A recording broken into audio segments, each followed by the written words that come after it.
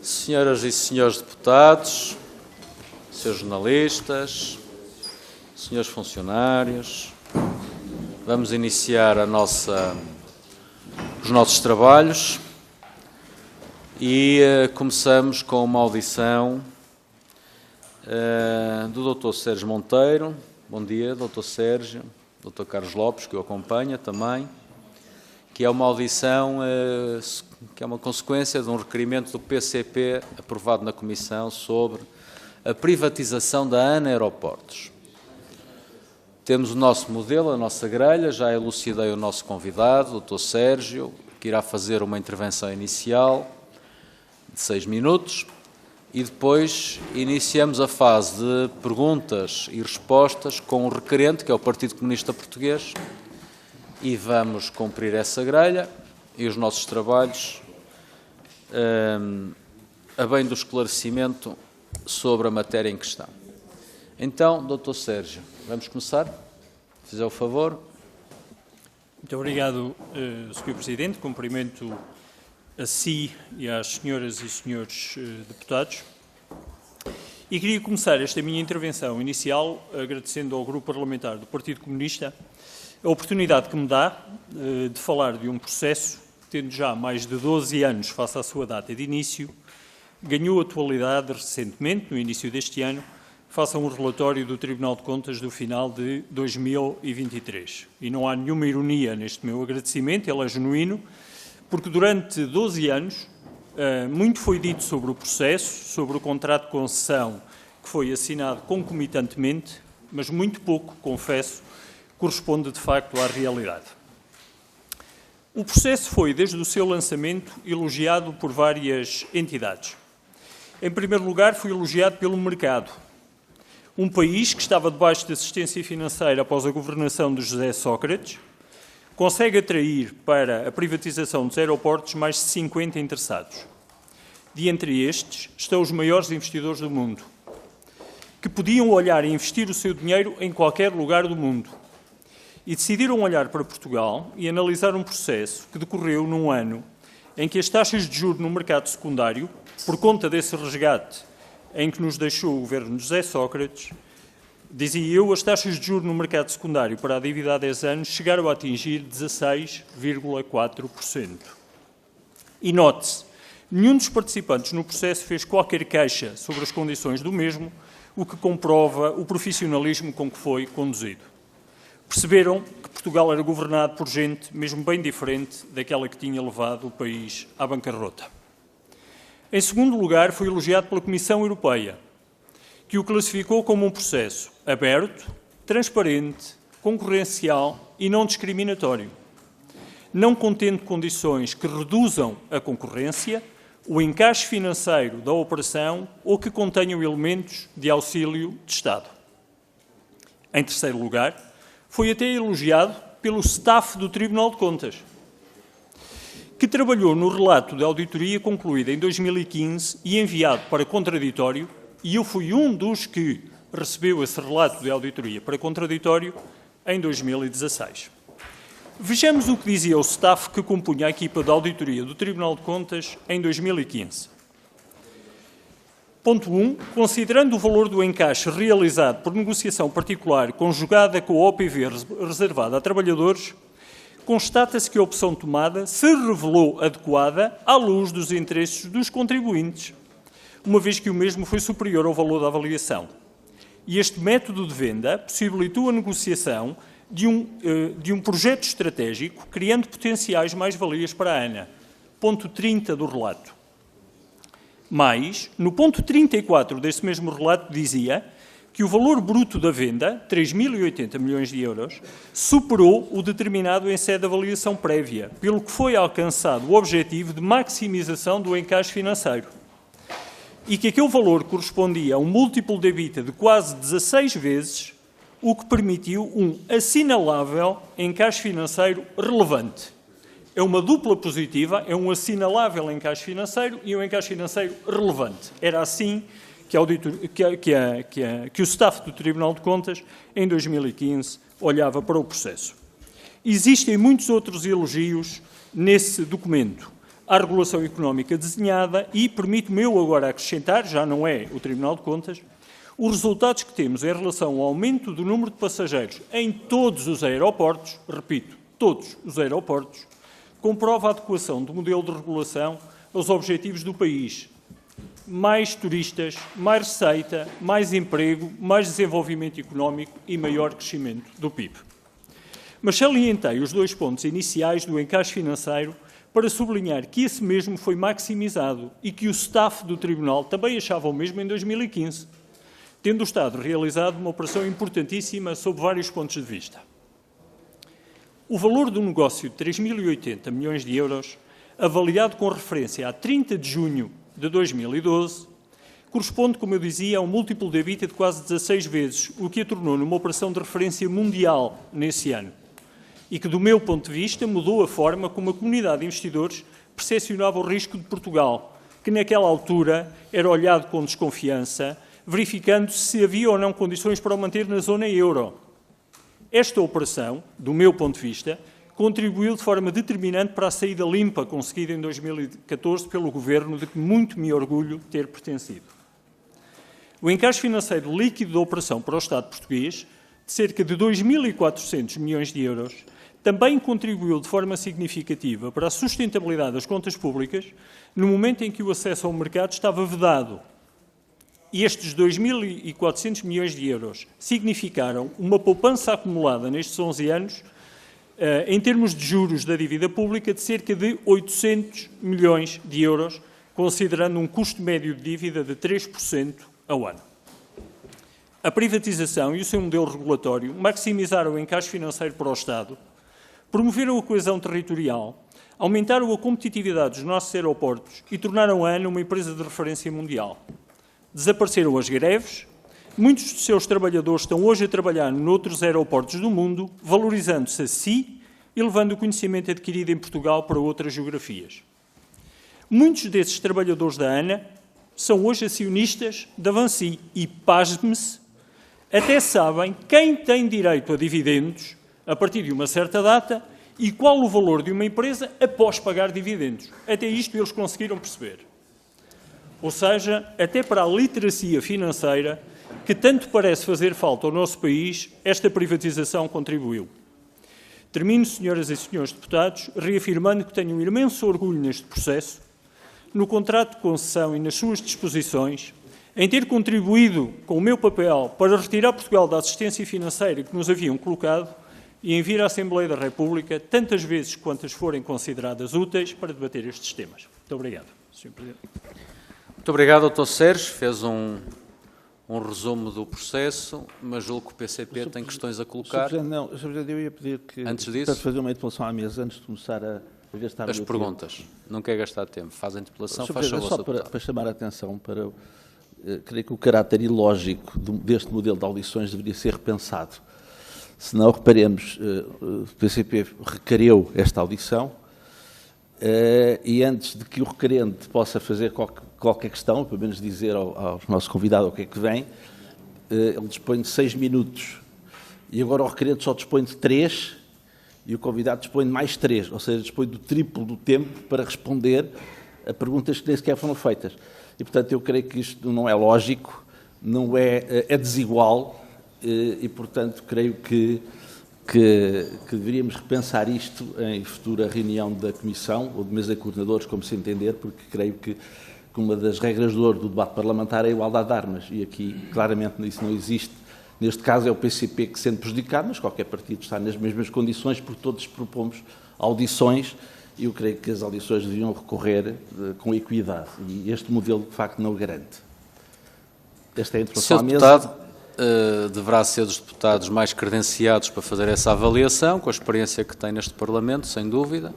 Nada obsta a que a Comissão, aliás, tudo favorece a que a Comissão possa refletir sobre as grelhas, sobre o modelo, a todo o tempo, não há nenhum tabu sobre isso.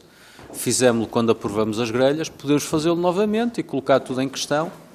Deixe-me dizer que a igualdade de tempos é um bocado inalcançável, porque ela corresponde à proporcionalidade da representação de cada partido, na verdade.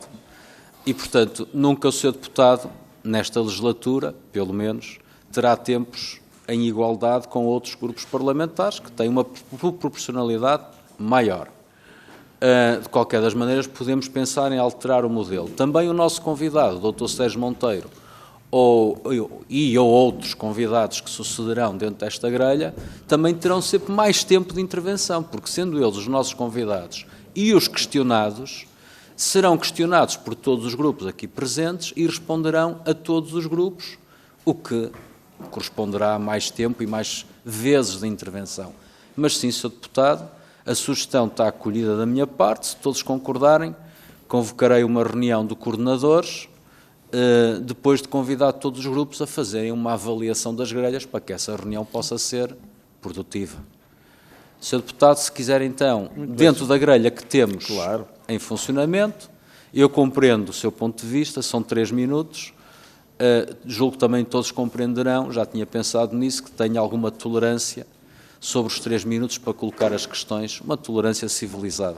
Sr. Deputado, faz favor. Muito obrigado, Sr. Presidente. Creio que essa reflexão será muito útil até para uniformizar com a prática de outras comissões. Creio que a Assembleia só ganha ter uma prática uniforme e não dispar, como acontece hoje. Dr. Sérgio Monteiro, os meus cumprimentos. Srs. Deputados, o Sr. Dr. Sérgio Monteiro falou aqui de um relatório, de uma auditoria de um staff do Tribunal de Contas de 2015. Eu reporto-me, não a esse que o Tribunal de Contas desvalorizou, na correspondência que teve com esta Comissão, mas àquilo que o Tribunal de Contas apreciou e decidiu, efetivamente, em dezembro de 2023, e que suscitou que a questão da privatização da ANA tenha voltado, de facto, à opinião pública. Porque a decisão do Tribunal de Contas sobre esta matéria, resultado da auditoria 16 de 2023, eu agora cito, o Tribunal de Contas, a urgência em concluir a privatização fez iniciar e aprovar o respectivo processo sem todas as condições necessárias à sua regularidade, transparência, estabilidade, equidade e maximização do encaixe financeiro. E prossegue. Agravando os riscos destes desfazamentos, a avaliação intempestiva da ANA não supriu a sua falta de avaliação prévia que era legalmente exigível. Ou seja, o Tribunal de Contas considera aqui que há um problema de legalidade, havia uma avaliação prévia que a lei exigia e que não foi feita. Questão do valor da venda.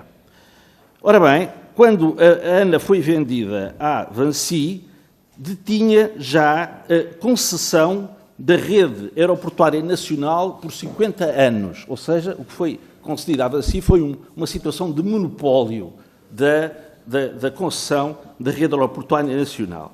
Sucede que o contrato de concessão foi alterado no mesmo dia em que foram apresentadas as propostas dos concorrentes à privatização, com mudanças muito substanciais em relação ao que estava estabelecido antes. Desde logo, a regulação do serviço concessionado deixou de constar da lei para passar a ser regulado pelo contrato. Isto assinado poucas horas antes da apresentação das propostas definitivas pelos concorrentes, o que nos leva a supor que certamente haveria pelo menos algum concorrente que sabia desta alteração de regras a meio do jogo. Ora bem, quanto ao valor da venda, foi afirmado publicamente pelo Governo na altura que a empresa tinha sido vendida por 3.080 milhões de euros. Ora bem, está demonstrado que isto não é verdade. Não é verdade. Ou seja, o Tribunal de Contas demonstrou que o valor efetivo foi de 1.127 milhões, ou seja, pouco mais de 1/3 da verba que tinha sido anunciada, mas mais. A ANA Aeroportos Pública tinha pago ao Estado 1.200 milhões de euros pela concessão por 50 anos da rede aeroportuária nacional, pago pela ANA. E, portanto, que, obviamente, este pagamento que a ANA contraiu um empréstimo para o poder fazer, é evidente que é através da operação que vai fazer que vai suportar este custo que pagou inicialmente. Mas foi a ANA Pública que pagou. O Estado tinha pago, entretanto, à Câmara Municipal de Lisboa 286 milhões pelos terrenos do aeroporto de Lisboa. O Estado é que pagou. Mais, à Região Autónoma da Madeira, o Estado pagou 80 milhões de euros pelo aeroporto internacional do Funchal. Também foi o Estado que pagou. Ou seja, quando a Vinci adquiriu a ANA, pelos 1.127 milhões, o Estado tinha pago tudo, tinha suportado todos estes custos. Mas foram oferecidos à Vinci, no Tribunal de Contas não percebeu porquê e nós também não, 71,4 milhões de euros de dividendos de 2012, quando a empresa ainda era pública. E, portanto, a privatização não custou os 3 mil milhões, custou 761 milhões. E quanto é que a ANA lucrou? Nestes 9 anos, lucrou 1.436 milhões de euros, o que significa que já duplicou, nestes 9 anos, com os seus lucros, aquilo que pagou pelo contrato, pela aquisição da ANA Aeroportos, e faltam 40 anos. O que significa que, mesmo com contas conservadoras, a Vinci lucrará 20 mil milhões de euros, e para o Estado, note-se, a repartição é de 79% para o privado, 21% para o Estado. Ou seja, nestes 40 anos, previsivelmente, a ANA vai lucrar 20 milhões e para o Estado reverterão apenas 3 mil milhões de euros. E, portanto, foi eu vou terminar e depois para a segunda ronda, porque estou a exceder o tempo e agradeço a sua tolerância, mas, de facto, há aqui algo que o Tribunal de Contas não compreende e nós, obviamente, também não. Muito bem. Por isso colocou as questões e o Dr. Sérgio Monteiro vai responder. Faz favor, Sr. Doutor. Muito obrigado, Sr. Presidente. Aproveito para cumprimentar também o Sr. Deputado António Filipe. Eu, de facto, não acompanho, sem surpresa, não acompanho o entendimento que neste relatório do Tribunal de Contas, o Tribunal de Contas tem sobre o processo.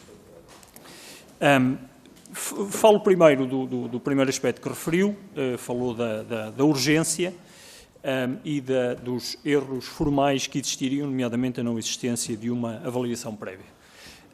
A avaliação não haveria um preço base da operação e, portanto, o decreto-lei a lei de 1988 estava afastada e a avaliação surge antes da apresentação das propostas e da decisão relativamente ao vencedor do processo de privatização. Isso também está abundantemente documentado.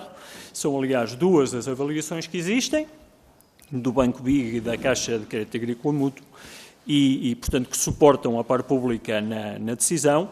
O relato de 2015 e o próprio relatório diz que o valor de venda final da transação como um todo é superior à avaliação que é feita. Eu não quero, enfim, julgo que o debate pode ser feito com tecnicalidades e com detalhe, vou ao detalhe que os senhores deputados entenderem, mas o que o senhor deputado António Filipe compreende que no momento em que o país não tem acesso aos mercados financeiros, o pagamento feito no contexto do contrato de concessão que foi assinado em dezembro é concomitante ao processo de privatização e, portanto, ele é olhado como um todo. A ANA, sem o contrato de concessão, sem os ativos, sem os aeroportos, vale muito pouco. Era a mesma coisa que dizer que nós podíamos somar no valor do negócio as ações, os trabalhadores e o contrato de concessão, podíamos separá-los todos e cada um valia a sua coisa. Isso não é assim. A ANA, como um todo, vale pelos trabalhadores, pelos ativos, pelos aeroportos e, portanto, o contrato de concessão é uma peça fundamental do ponto de vista do valor. Pode contabilisticamente separar-se o valor da concessão do valor das ações. Para nós, foi sempre olhado como o valor global da operação, da transação, daí os 3.080 milhões de euros que eu reafirmo sem nenhuma hesitação e independentemente de considerações de natureza meramente contabilística, quer em contas nacionais, quer em contas públicas, que eu julgo que não são o objeto desta nossa discussão. Depois, o contrato de concessão foi assinado no dia 14 e, ao contrário daquilo que o senhor deputado me pareceu querer dizer, não foi alterado nesse dia, foi objeto de discussão com a ANA Pública. Nenhum concorrente conhecia previamente os termos do mesmo, ele foi assinado nesse dia com a ANA Pública, foi no decurso do processo, foram informados os concorrentes dos termos que o Estado português entendia que deveriam ter o contrato de concessão e devo dizer-lhe que, em relação à Vinci, isto é muito importante porque também já ouvi nestes 12 anos, os disparates foram bastantes, ouvi dizer que houve uma negociação entre o Estado e a Vinci relativamente ao contrato de concessão. Não houve. Houve uma consulta feita a todos os concorrentes dos termos do contrato de concessão. A Vinci propôs um conjunto de alterações e eu posso dizer-lhe aqui, nenhuma foi acolhida no processo. Nenhuma alteração, nenhuma proposta da Vinci foi acolhida, foram todas negociadas na esfera da ANA pública com o Estado português e, portanto, assinado nesse dia em condições de igualdade. Caso contrário, teria havido queixas por parte dos concorrentes e, como eu disse na minha intervenção inicial, não houve. Queria falar de mais 2 ou 3 temas com a tolerância do Sr. Presidente face ao tempo. Muito bem. Os 1.200 milhões de euros da concessão não foram pagos antes da operação. Isso não é verdade.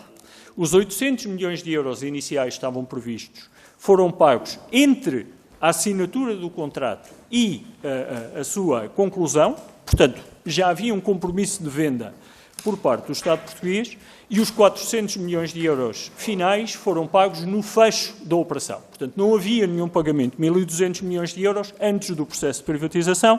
Como eu disse, esse valor foi concomitante ao processo.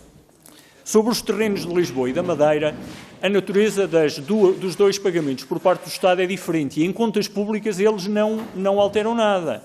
O Sr. Deputado não pode usar os 1.200 milhões de euros do contrato de concessão para dizer que em contas públicas ou nacionais a contabilidade é de certa maneira e depois não usar o mesmo critério para classificar os terrenos de Lisboa e da Madeira.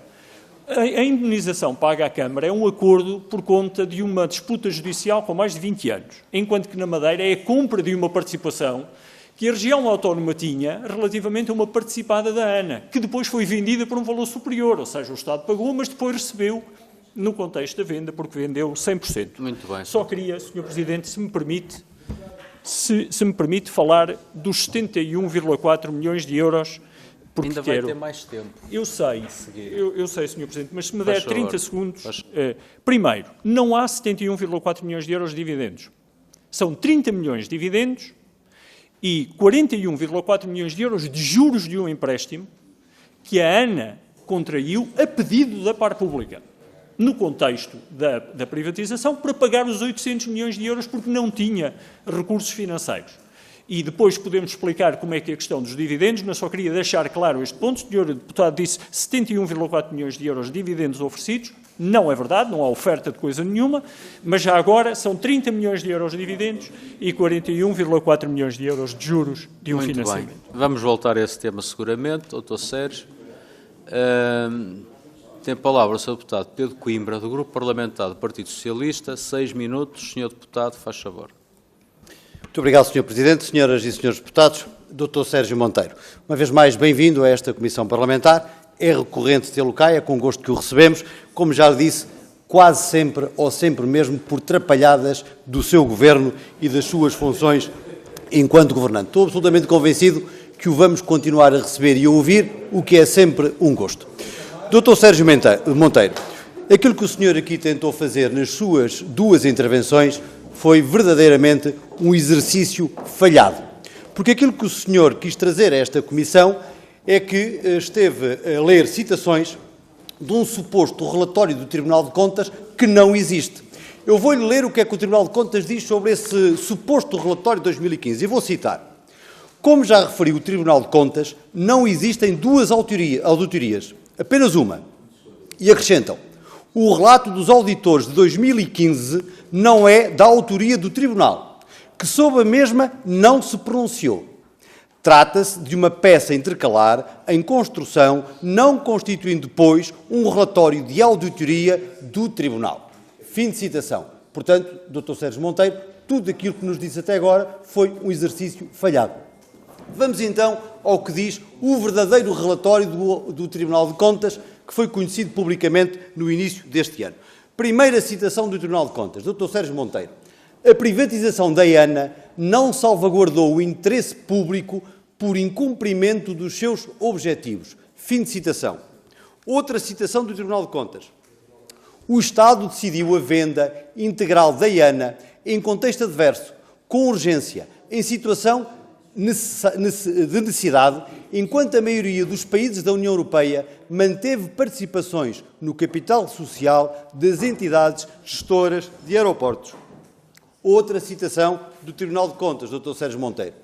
A urgência em concluir a privatização fez iniciar e aprovar o respectivo processo sem todas as condições necessárias à sua regularidade, transparência, estabilidade, equidade e maximização do encaixe financeiro. Fim de citação, Dr. Sérgio Monteiro. Outra citação do relatório do Tribunal de Contas.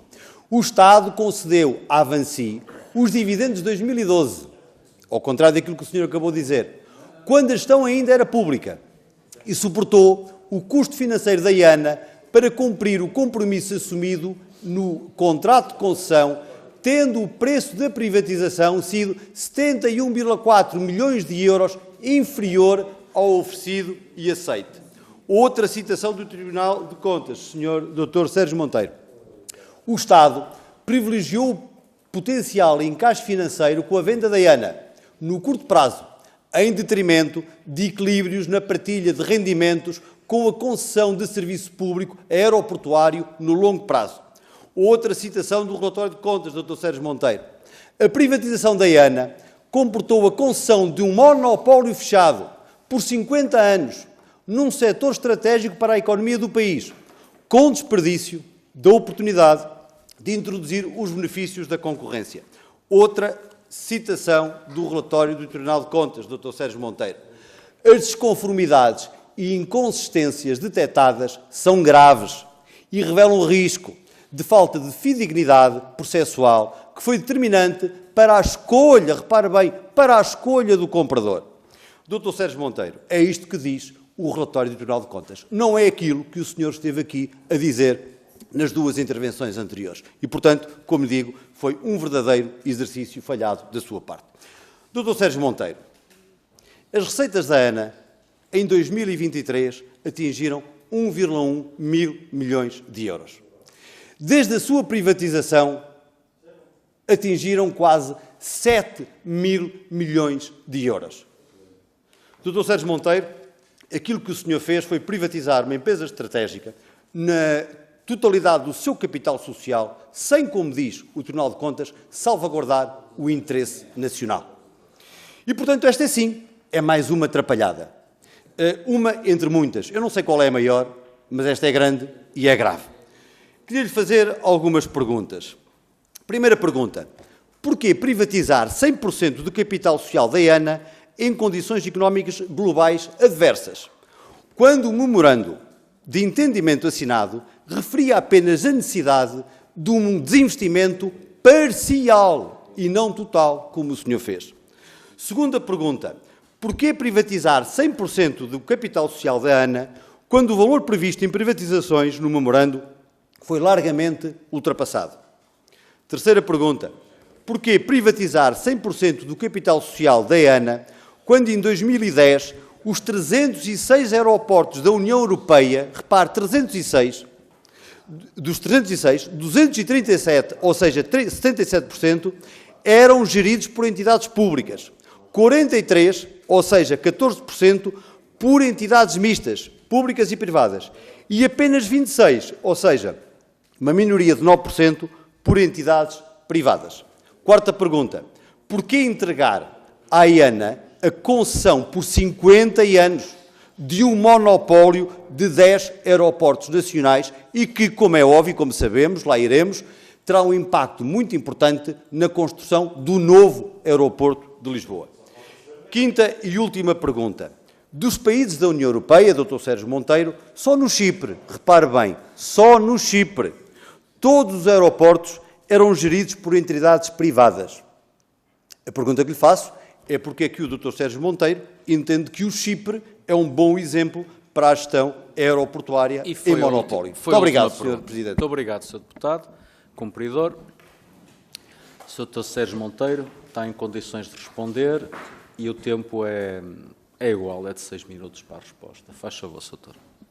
Muito obrigado, Sr. Presidente. Cumprimento o Sr. Deputado Pedro Coimbra, que começa sempre com um pequeno mimo relativamente às minhas vindas aqui. Acho que é um momento de tentativa de distração, um momento, mas enfim, não lhe levo a mal, cumprimento, faz parte da dialética das comissões e parlamentares, está tudo bem.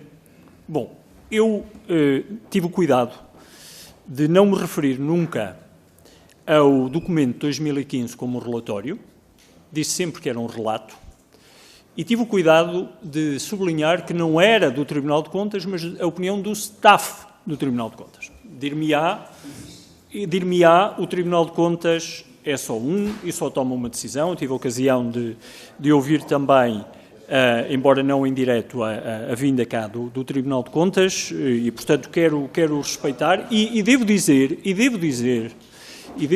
que não devemos confundir a qualidade de um relatório, que, do meu ponto de vista, não cumpre aquilo que é suposto, a qualidade de um relatório com a qualidade de um tribunal. O Tribunal de Contas é uma entidade que é importantíssima na nossa arquitetura de verificação, quer ex ante, quer ex post, do visto prévio e das auditorias seguintes, é da maior importância, de modo que não quero com isto retirar essa importância e quero deixar completamente claro que o meu respeito pelo Tribunal de Contas é integral, mas de facto este relatório, do meu ponto de vista, tem erros técnicos graves, o dos dividendos é um exemplo óbvio, e tem um conjunto de outras considerações que, porventura, são opiniões, mas que, do meu ponto de vista, em termos de auditoria, não sei se correspondem exatamente aos objetivos que foram pedidos pela Assembleia da República.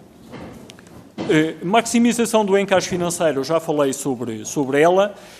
O relato de 2015 também aparentemente acompanhava esse entendimento, portanto, gente dentro do Tribunal de Contas tinha uma opinião, aparentemente outras pessoas mudaram de opinião, mas a minha opinião não muda. Ela maximizou o encaixe financeiro, quer em termos de múltiplo do resultado operacional, do EBITDA, quer do ponto de vista dos objetivos de desenvolvimento e de eficiência dos aeroportos. Porque o que era mau, e nós deveríamos estar aqui a debater 12 anos depois, como algo de errado e difícil, era se o número de passageiros tivesse diminuído, se os aeroportos tivessem encolhido, se não houvesse desenvolvimento associado aos aeroportos. Isso é que era grave. Agora, termos mais passageiros em Portugal e, portanto, os aeroportos cumprirem a sua função de contribuir para o desenvolvimento do país, eu acho que isso não deve ser um motivo de crítica, deve ser um motivo de orgulho e eu acho que a regulação económica também tem aí um papel. O contexto era, de facto, de necessidade e indo aos 100% do valor da ANA, de facto, a opção dos 100% tem a ver com o contexto de necessidade, mas a necessidade era uma realidade no país. O país estava na situação em que estava, empurrado pelos governos que o senhor deputado sabe, e, portanto, eu diria que esse contexto de necessidade justifica a privatização de 100%. Precisávamos de maximizar o encaixe financeiro, precisávamos de poupar dinheiro em juros da dívida. Como disse bem, a execução do programa de privatizações ultrapassou largamente o valor, mas isso não devia ser motivo de crítica, uma vez mais, devia ser motivo de orgulho por parte do país, porque o dinheiro que foi recebido abateu à dívida pública, deixámos de contrair nova dívida para cumprir as nossas obrigações, dessa maneira poupávamos juros. É a mesma coisa que as contas certas que eram tão criticadas em 2010 pelos governos que os senhores deputados apoiavam, hoje em dia são uma realidade, muito fruto do trabalho que os governos do PSD e do CDS desenvolveram e, portanto, hoje é uma coisa aceita no país e ainda bem que é aceito. Portanto, porquê privatizar 100% a ANA? Por causa disto. O valor previsto foi largamente ultrapassado. Também é verdade. Em 2010, de facto, a tendência não era que a gestão fosse feita por privados, mas hoje esses números, aliás, não é por acaso que o senhor deputado cita os números de 2010, porque hoje a tendência é muito mais de haver gestão por parte de entidades privadas. Porquê? Porque têm mecanismos de incentivos às companhias aéreas muito maiores do que entidades públicas e, portanto, conseguem estimular o aparecimento de novas rotas, o investimento em infraestruturas de uma maneira que entidades públicas não podem, porque estão com constrangimentos e restrições orçamentais e, portanto, julgo que isso é claro para todos e, aliás, a tendência de 2011 em diante foi no sentido de Portugal. Portanto, se quiser, eu podia ironizar um bocadinho e dizer que nós fomos precursores de uma tendência e não propriamente seguidores de uma tendência que hoje se mostra ultrapassada. Para não ultrapassar o meu tempo, dizia o seguinte: o senhor deputado fala da concessão de um monopólio por 50 anos e o Tribunal de Contas refere que nós não estimulamos a concorrência. Olhe, eu Tenho orgulho nesse facto. Porquê? Não acho que o Porto, em aeroportos, deva concorrer com Lisboa, ou Faro com Lisboa, ou Madeira com os Açores, ou os Açores com a Madeira. Não somos um país suficientemente grande para que haja esse tipo de concorrência entre aeroportos. O que nós desenhamos em termos de regulação económica, e depois podemos ir lá durante esta audição, foi que todos os aeroportos tivessem condições para crescer em termos de passageiros. Eu, aliás, devo dizer, tive um debate com um conjunto de empresários e autarcas da região do Porto sobre a possibilidade de se privatizar separadamente o aeroporto do Porto. O aeroporto do Porto, naquela altura, era deficitário, porque não tinha o conjunto de rotas que hoje tem e tinha acabado de fazer um investimento muito significativo no aeroporto, portanto, perdia dinheiro, e se nós o autonomizássemos, a perda do dinheiro e a capacidade de investimento era muito mais reduzida do que se fizéssemos aqui o que fizemos, que foi, na prática, por o aeroporto de Lisboa a subsidiar, pelo aumento de taxas em Lisboa, subsidiou o não aumento de taxas ou aumento de taxas mais moderado nos outros aeroportos, contribuindo dessa maneira para a coesão territorial. E, portanto, não advogo um princípio em que os aeroportos num país com esta dimensão e com 10 milhões de pessoas deva ter concorrência entre si. E julgo que a realidade mostra que o modelo que foi encontrado era mais equilibrado. Muito obrigado, Sr. Presidente. Certo, Dr. Sérgio. Segue-se o grupo parlamentar do PSD, o Sr. Deputado Gonçalo Laje, são 6 minutos, Sr. Deputado. Muito obrigado, Sr. Presidente. Cumprimentar o Dr. Sérgio Monteiro, o Dr. Carlos Lopes, por terem cá vindo e dizer, sobretudo, nós é importante lembrarmos porque é que nós estamos aqui hoje reunidos. Nós estamos aqui reunidos hoje por causa de um requerimento do PCP, enfim, que nasce, obviamente, de um problema de questões ideológicas e dogmáticas próprias do comunismo. Mas o que é para nós estranho é que estas questões dogmáticas que apareceram e que vêm aparecendo 12 anos depois, não apareceram nos últimos anos por razões óbvias, mas sobretudo há aqui um ponto mais interessante nesta audição, Sr. Presidente, é que não só estes pontos não apareceram, como agora o próprio Partido Socialista está cada vez mais a sofrer de uma amnésia generalizada, porque já não se lembra, já não se recorda e já não sabe em que tempo é que nós vivíamos. E como disse aqui o Dr. Sérgio Monteiro, e muito bem, nós, na altura, não estávamos a viver particularmente uma situação boa. Eu devo até recordar que o próprio Partido Socialista, num rol sucessivo de PECs, não é? Que andávamos de PEC em PEC, esses sim que eram as verdadeiras troicas alicerçadas pelo Partido Socialista, na altura, quando foi até assinado o próprio memorando de entendimento, nós tínhamos um déficit que estava calculado em cerca de 6%, quando se veio a verificar que, na verdade, eram 11%. E, para nós, é realmente estranho, eu até fico, de certa forma, pasmado, como é que o Partido Socialista diz aqui, de certa forma, quase que o valor das privatizações, se fosse mais baixo, o Partido Socialista ficava mais contente. Quer dizer, quanto menos... Não, nós vamos vender este número de empresas e este capital, mas se as receitas fossem mais baixas, não ultrapassava o valor que estava estipulado e, como não ultrapassava esse valor, o Partido Socialista ficava contente. Ora, isto é completamente, Sr. Presidente, isto é completamente surreal e não faz qualquer sentido. E depois também há um outro problema que o Partido Socialista também está aqui a sofrer, que tem a ver com um problema de palas nos olhos. É que quando nós recebemos um documento e que temos aqui na nossa mão, que foi aqui explicado ainda na audição anterior, que é um trabalho de auditoria ao processo de privatização da ANA, que é diametralmente diferente do processo que veio a surgir a seguir, quando o outro anterior teve anos sucessivos na gaveta e foi posto na gaveta na altura do governo socialista, o Partido Socialista vem aqui dizer, bom, que não conhece, não sabe, que não viu, que não ouviu nada, que desconhece, quer dizer, porque as tais palas são palas que servem quando dá jeito.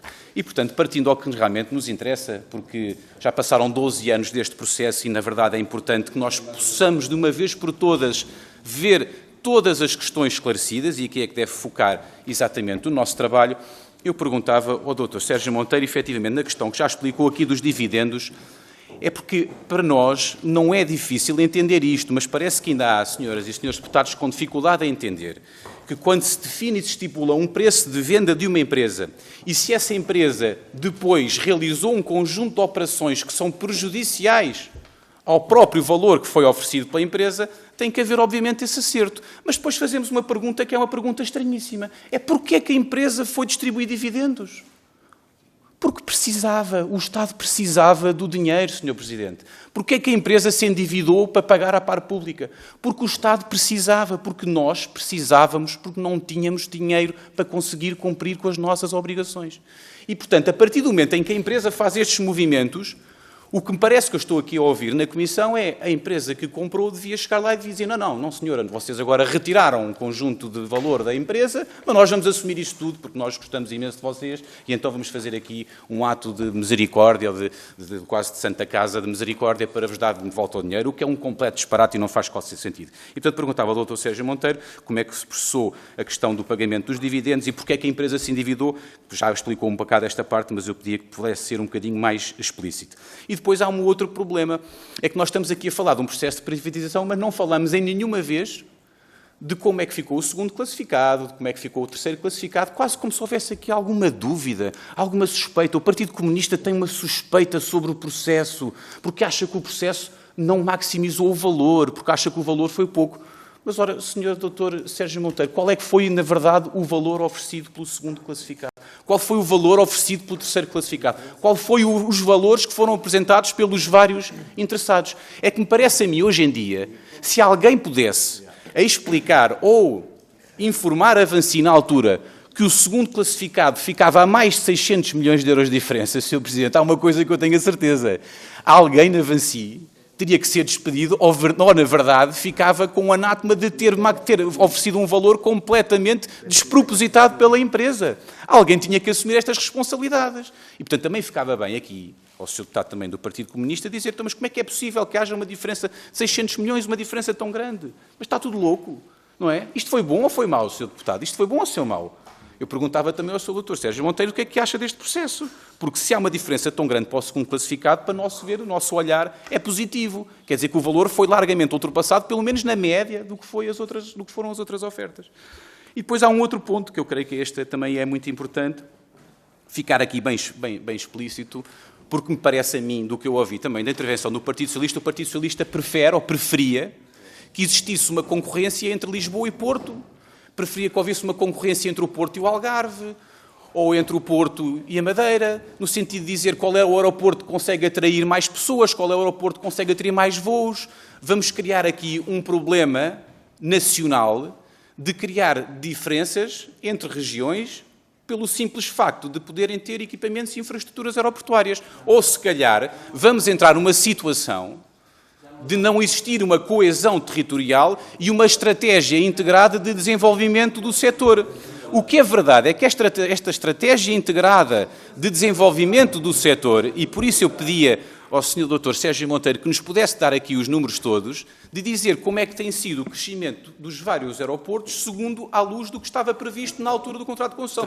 Porque me parece a mim, Sr. Presidente, que é muito importante frisar esta questão.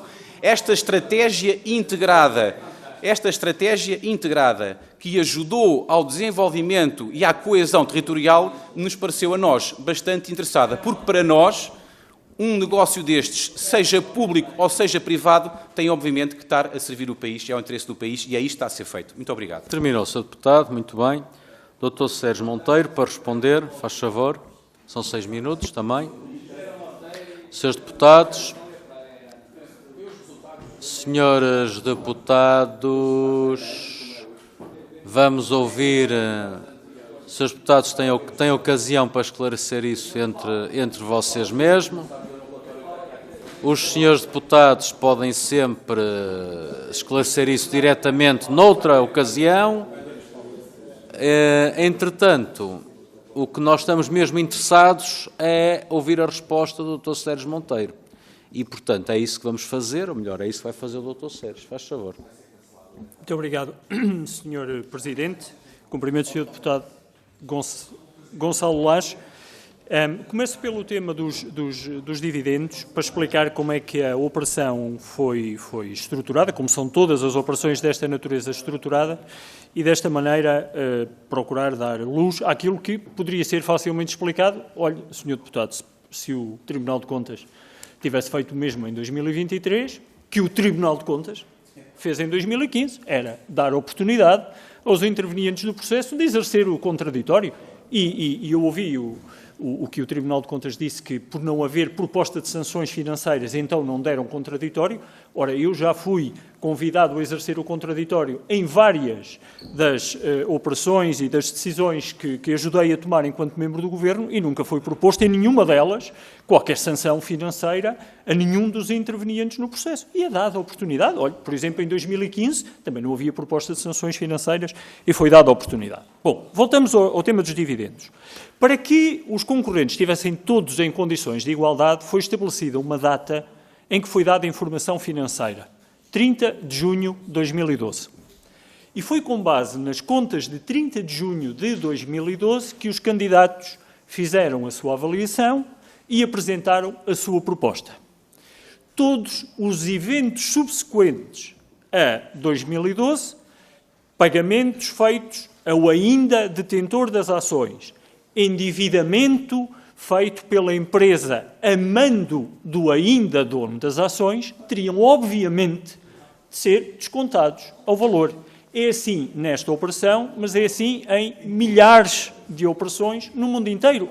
Porque senão aqui aí não havia condições de igualdade. Se cada um avaliasse com base numa data diferente, aí podíamos dizer, deram mais dados a uns, não deram mais dados aos outros, mas também quem tem ações, eu há pouco ironizei com os trabalhadores da ANA que têm ações da Vansi, sabem que num dia são donos das ações e têm direito aos dividendos, no dia a seguir já não são donos das ações, ou já não têm direito ao dividendo, e o valor da empresa baixa pelo valor dos dividendos que são pagos.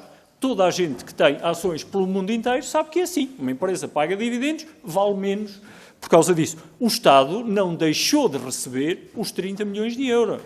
Recebeu os dividendos porque precisava, o senhor deputado disse muito bem, mas sobretudo porque, à luz das regras que foram estabelecidas no processo, todos os eventos que acontecessem após 30 de junho de 2012, que fossem recebimentos feitos pelo ainda dono das ações, ou que fossem dívidas, responsabilidades contraídas a mando do ainda dono das ações, eram compensadas no ato da venda. Foi o que aconteceu com os dividendos de 30 milhões de euros e foi o que aconteceu nos juros de 41,4 milhões de euros contraídos, ou melhor, pagos exclusivamente por conta do endividamento que a ANA teve de 800 milhões de euros para pagar a primeira parcela que estava prevista no contrato de concessão. Aliás, se assim não fosse, eu muito estranharia que o Tribunal de Contas não propusesse sanções financeiras.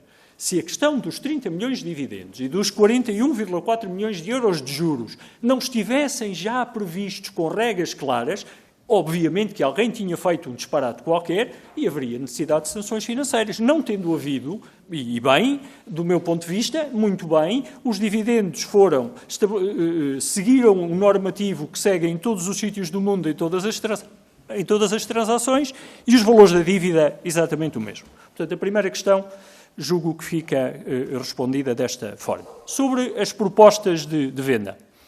Recordo que o valor global do negócio, portanto, incluindo a dívida que já existia na ANA, a Vansi apresentou uma proposta para 100% das ações de 3.080 milhões de euros.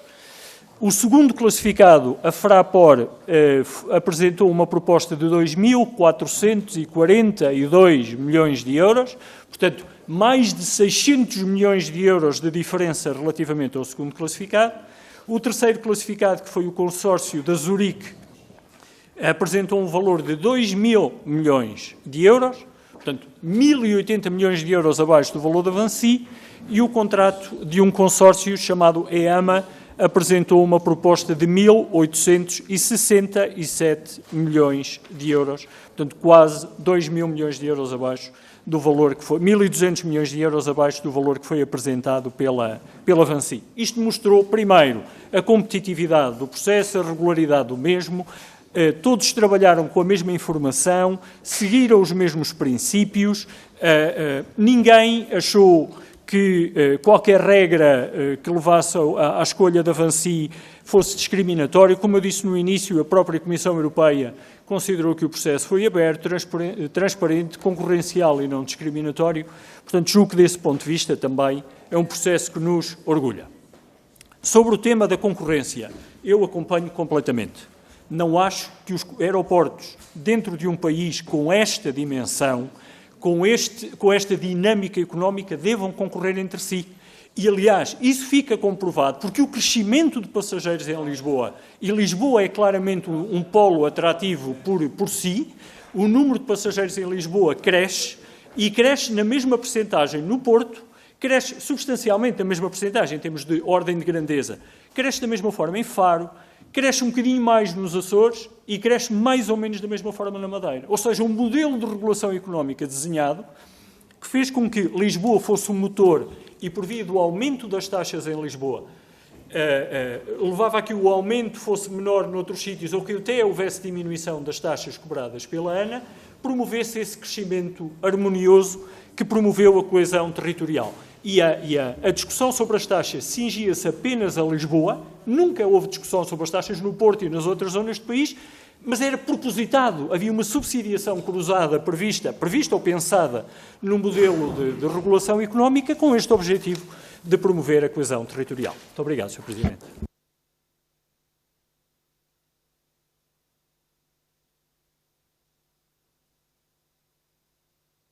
Muito obrigado, Sr. Presidente. Cumprimento o Sr. Sérgio Monteiro, todos os seus deputados presentes. Sr. Sérgio Monteiro, eu agradeço ter vindo, uma vez mais, falar sobre o mesmo. O que me parece é que o Sr. já cá veio várias vezes, já explicou várias vezes, e aposto que não será a última e que, quando vier novamente, vai responder exatamente o mesmo, porque é o que sabe.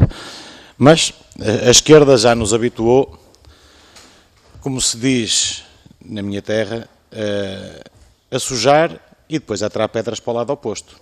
E recordo que o que aconteceu neste processo, como em muitos outros, foi uma bancarrota levada a cabo por José Sócrates, que obrigou a uma intervenção externa, que obrigou a que o Estado português tivesse que se desfazer de alguns ativos, e quando digo tivesse, porque era uma obrigação que emanava das instituições europeias para fazer cumprir o memorando de entendimento, e o que nós vemos é a esquerda agora a tentar rabiar por todo o lado para encontrar um culpado.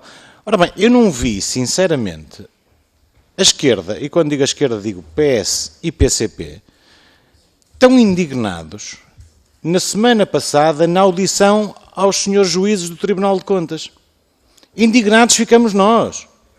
Nós é que ficamos indignados que não obtivemos uma única resposta nem do senhor Presidente do Tribunal de Contas, nem dos senhores juízes conselheiros do Tribunal de Contas, e não houve ninguém até hoje, e eu tenho a expectativa que o Sr. Sérgio Monteiro nos possa elucidar, o porquê de haver dois relatórios diferentes, duas auditorias completamente díspares do mesmo órgão, que é um órgão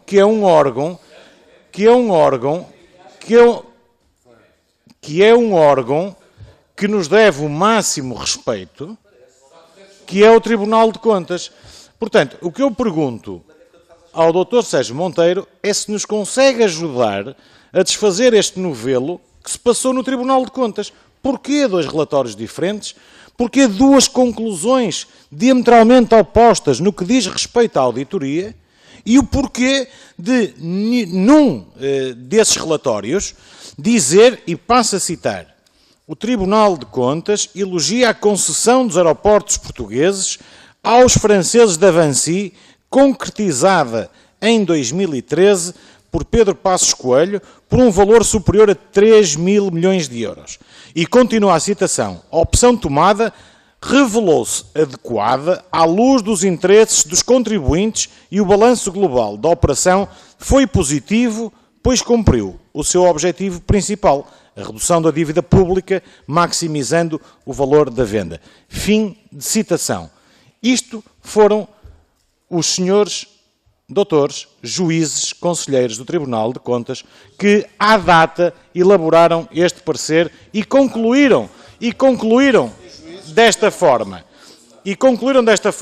Acrescenta agora um novo coletivo de juízes do Tribunal de Contas, dizendo a privatização da ANA não salvaguardou o interesse público, nem sequer foi maximizado o encaixe financeiro. Ora bem, o que é que nos leva a concluir? Que da parte de quem vendeu e da parte de quem comprou, tudo ficou resolvido, tudo ficou acertado e tudo foi cumprido. Os valores foram cumpridos. Aliás, eu não me lembro de nenhum dos finalistas que chegaram à fase final da compra de terem apresentado uma qualquer denúncia, uma qualquer queixa. Ora bem, se os principais interessados não apresentaram queixa, e presumo que conhecessem o negócio na sua globalidade, por que motivo o Tribunal de Contas tem duas interpretações diferentes, ou seja, o mesmo órgão com interpretações diferentes. Ou seja, só pode acontecer aqui uma coisa, é que mudam-se as pessoas, mudam-se os hábitos e mudam-se as vontades. Portanto, eu vou voltar ao início. Sr. Sérgio Monteiro, peço que nos ajude a perceber o porquê desta dupla tomada de posição do Tribunal de Contas. Não tenho mais a acrescentar. Muito obrigado. Muito bem, Sr. Deputado. Para responder, Dr. Sérgio, 5 minutos, faz favor. Muito obrigado, Sr. Presidente. Cumprimento o Sr. Deputado Filipe Melo e agradeço as perguntas. Não estou certo de conseguir responder diretamente à pergunta que me faz, que é porquê a existência de dois relatórios, ou um relato e um relatório.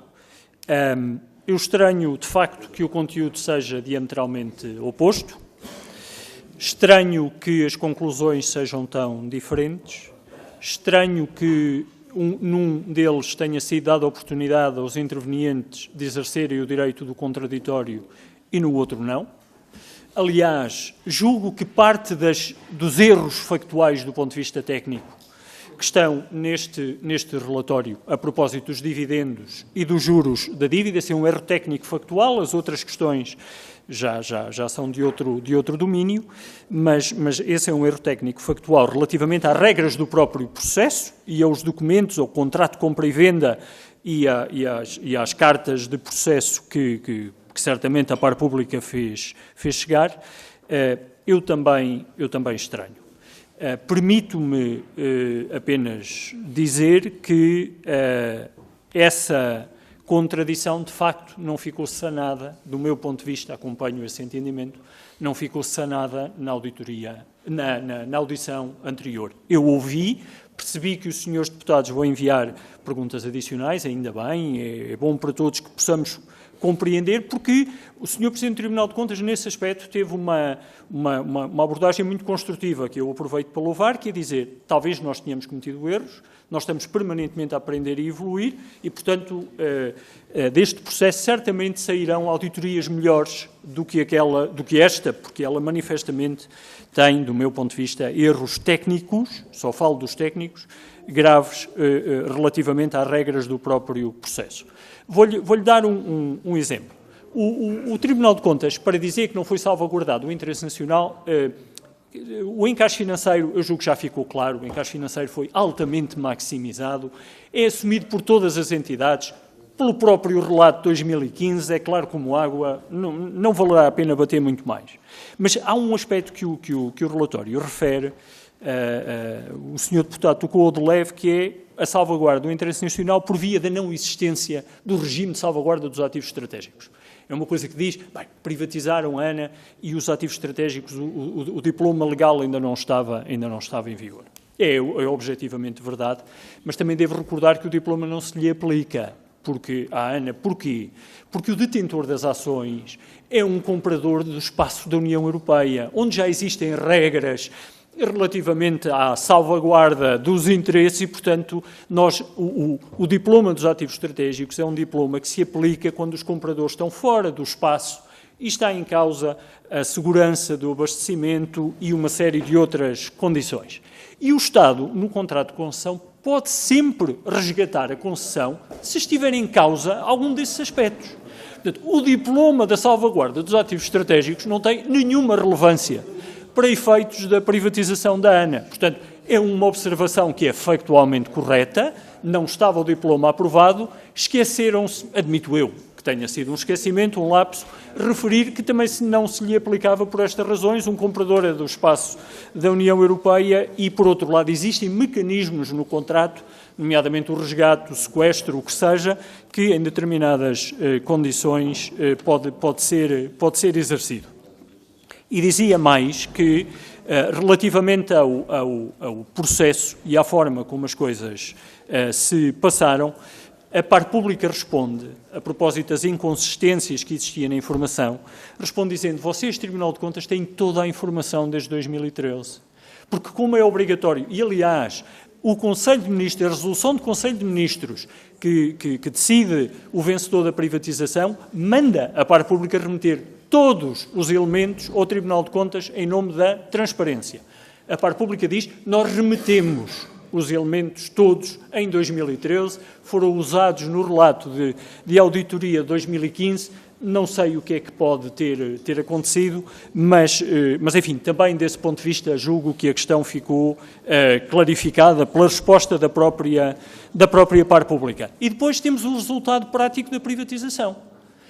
Então nós não queremos cá mais turistas a entrar pelos aeroportos? Nós não queremos que os turistas sejam um dos estabilizadores automáticos da economia, que gastem cá dinheiro, que estimulem o comércio e os serviços, que as nossas cidades hoje cobram taxas turísticas para regular a atividade, para continuar a servir bem a população que está cá e que tem o impacto do aumento do turismo.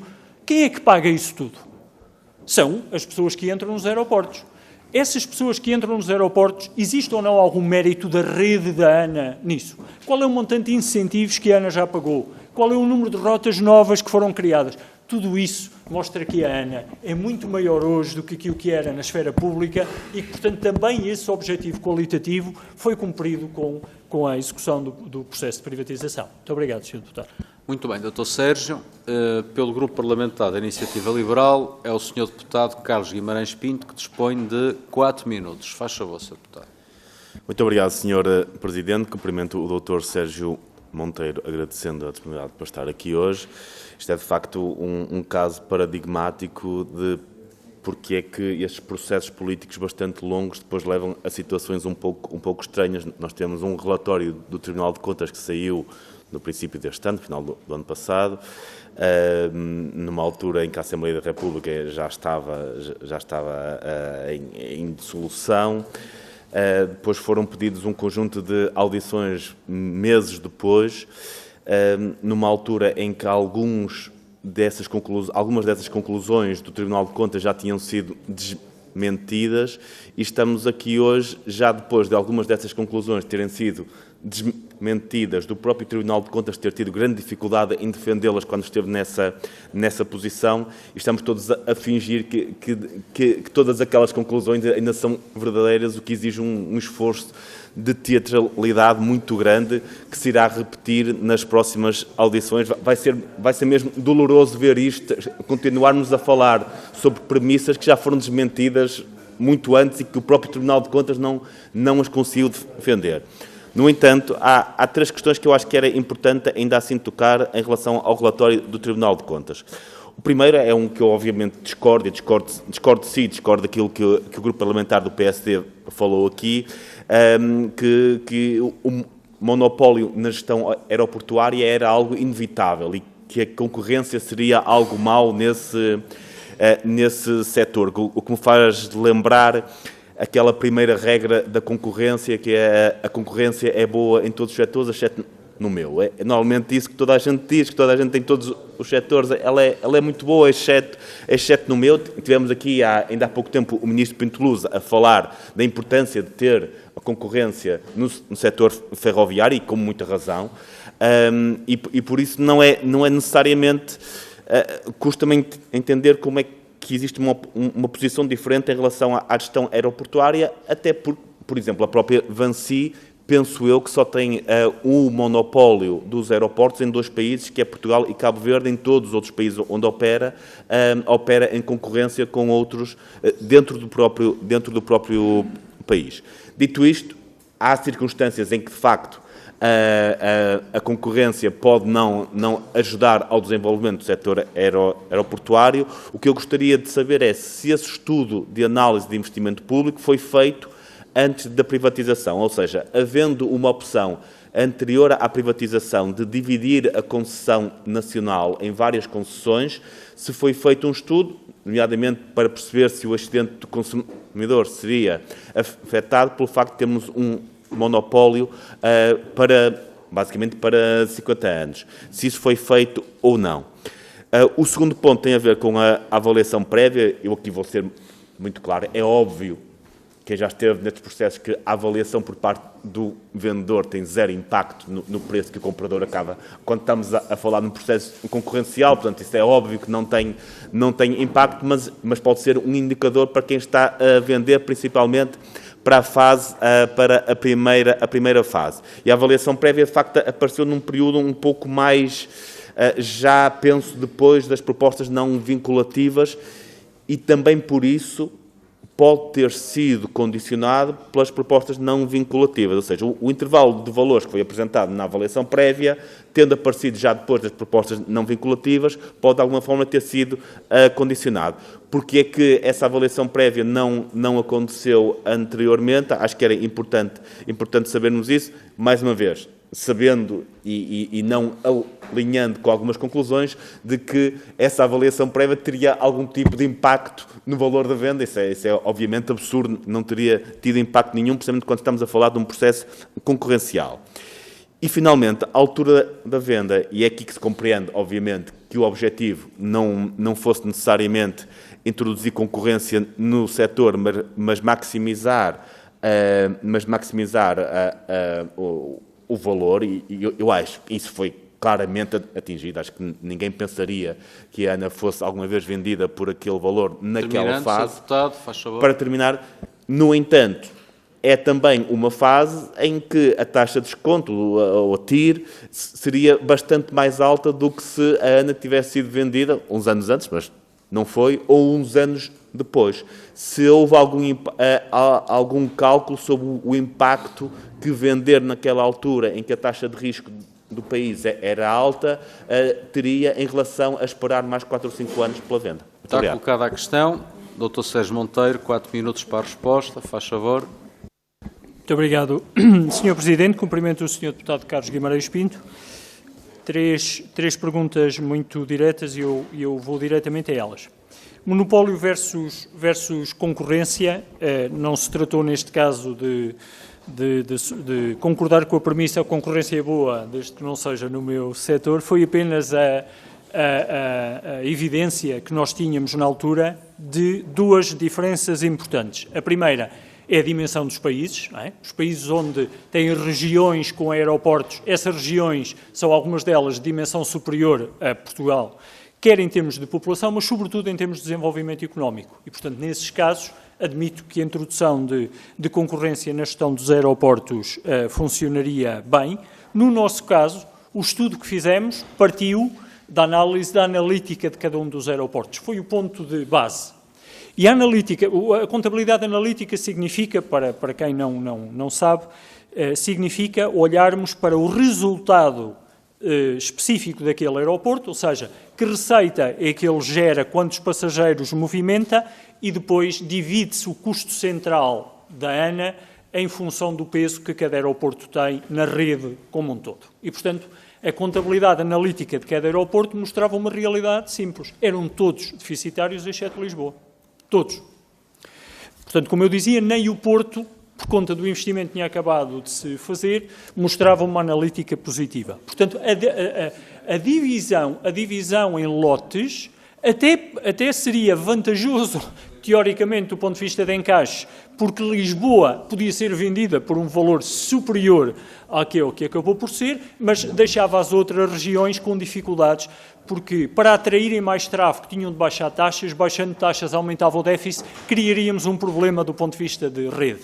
E, portanto, com a contabilidade analítica dos aeroportos a dar aqueles resultados, rapidamente chegámos à conclusão que precisaríamos de fazer a operação em bloco, e então a regulação económica desse ponto de vista deveria suprir as dificuldades de não termos concorrência entre operadores. E já lá iria novamente, para explicar ainda com mais detalhe, mas ia só dizer também, não digamos que não há, quer dizer, A ANA ficou com o monopólio e quem comprou a ANA gera a concessão global, mas o processo de privatização foi sujeito à concorrência. A concorrência ocorreu no processo. Isto é, hoje em dia é gerida pela Vinci, porque a Vinci pagou mais de 600 milhões de euros do que o segundo oferecia e, portanto, desse ponto de vista houve concorrência. E, portanto, há duas dimensões na regulação económica que contribuem para isso. Um é o facto de o Grupo de Lisboa poder aumentar as taxas mais em função da atratividade que Lisboa tinha e, com isso, os outros aumentam menos, mas beneficiam do efeito de rede, por um lado, e, por outro lado, praticam preços mais competitivos de maneira a atrair mais tráfego. E o contrafactual está aí para provar que é assim. Os aeroportos crescem todos mais ou menos na mesma percentagem, independentemente do sítio onde se localizam. Depois, do ponto de vista do desenho do modelo económico, isto a propósito também da partilha de receitas, começar só no 11º ano, gostava de falar sobre isso, em 2 minutos. Nós optámos pelo modelo que se chama Dual Till e não Single Till. No modelo Dual Till é permitido à concessionária que a receita do lado não aviação, portanto a receita comercial do aeroporto, possa reverter a favor da concessionária. No modelo Single Till, que era o modelo que anteriormente estava preconizado nas bases da concessão quando nós chegámos ao Governo, aquela receita abate à receita regulada e, portanto, as taxas diminuíam. Quem é que beneficiava com a diminuição de taxas? Os utilizadores. Quem é que beneficia com o novo modelo de regulação económica? O Estado, pela partilha de receitas. Ou seja, nós o que não quisemos foi que não se cuidasse do espaço do aeroporto, porque se a receita comercial do aeroporto não é do concessionário, o concessionário terá tendência a não ligar muito àquele lado do aeroporto. Portanto, quisemos que houvesse investimento contínuo, renovado, modernização no aeroporto, porque ficavam com aquela receita e nós iríamos beneficiar dela a partir do momento em que houvesse partilha de receita. A razão pela qual ficou decidido nas regras que a partilha é feita apenas a partir do 11º ano, tem a ver exatamente com a taxa de desconto que referiu. É que nos 10 primeiros anos, uma partilha de receita impactava muito no preço de venda. Com uma taxa de desconto tão grande, uma partilha de receita no 11º ano não tinha praticamente impacto no valor da venda, mas tinha um impacto grande no ano 11 ou ano 50, que é o que estamos a viver agora. Portanto, nós agora tivemos, se quiser, o melhor dos dois mundos. Um valor de encaixe financeiro à cabeça bastante elevado e agora o benefício da partilha de receita. Muito e, portanto, a razão foi esta. Está explicado. Dr. Sérgio. Senhores deputados, vamos... Senhores deputados, vamos avançar para a segunda ronda. A segunda ronda inicia-se com o Partido Social Democrata. São 2 minutos para cada grupo parlamentar, portanto PSD, Partido Socialista, Chega, Iniciativa Liberal e, por último, o Partido Comunista Português. Quem intervém pelo grupo parlamentar do PSD é o Sr. Deputado Bruno Ventura. Sr. Deputado, faz favor. Boa tarde, Sr. Presidente, Dr. Sérgio Bom dia Monteiro. e 2 minutos, Sr. Deputado. Dr. Carlos Monteiro.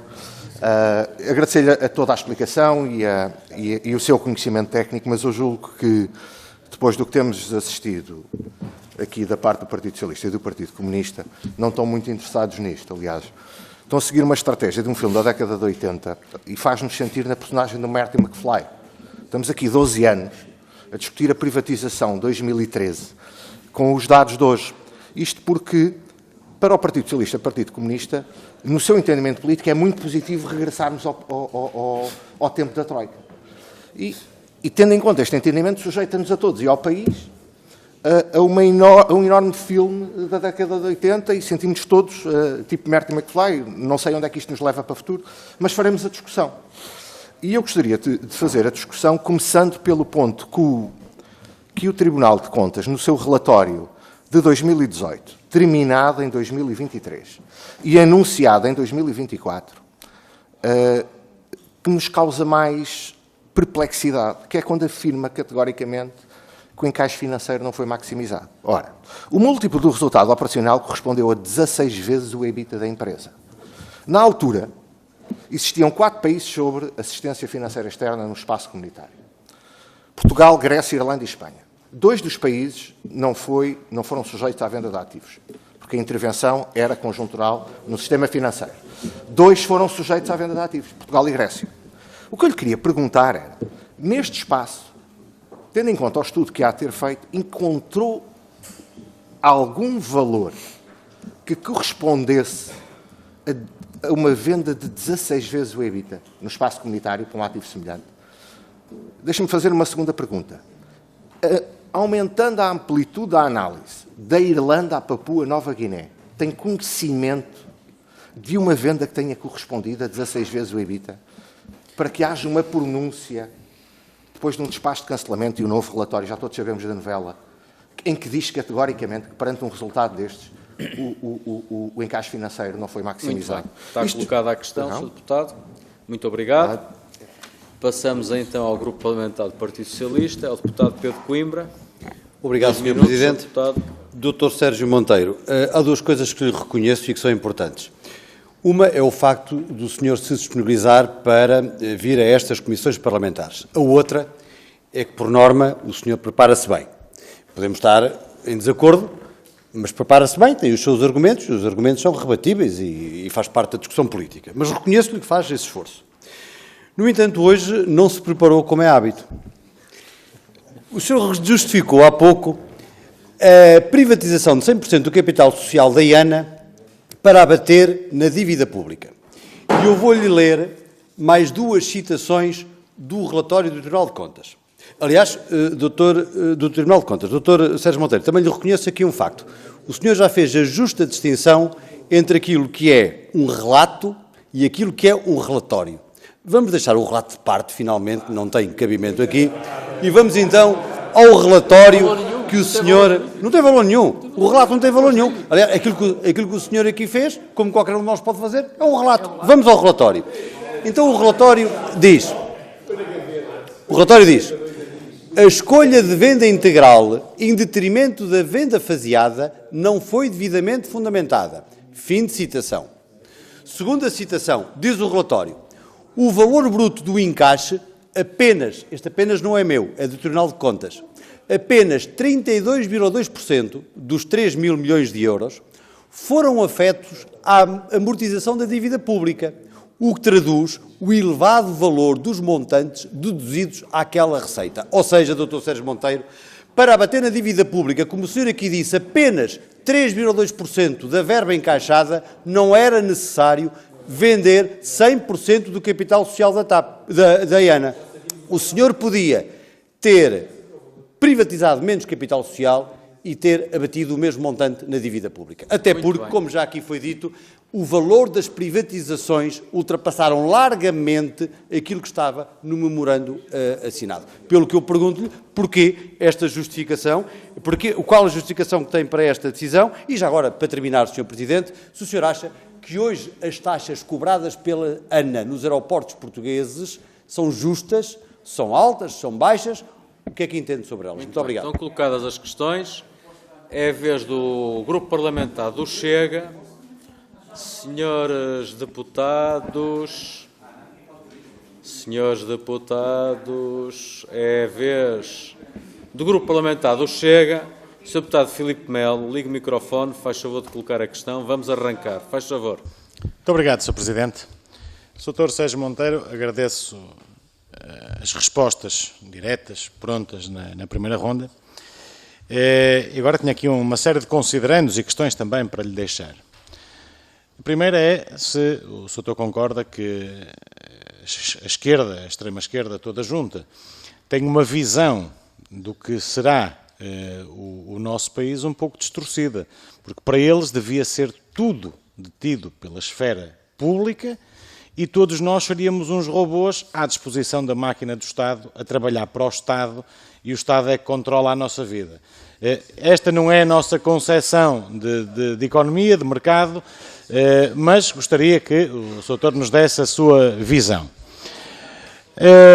O segundo ponto, eu pedia ao Sr. Sérgio Monteiro, se tiver tempo nesta ronda de respostas, se podia fazer o favor, porque naturalmente não temos não temos todos que ser economistas, se podia explicar ao grupo parlamentar do PS o que é que significa EBITDA, o que é que significa vezes 15 ou 16, talvez ajude o grupo parlamentar do PS a perceber esta equação e a perceber como é que o negócio foi construído.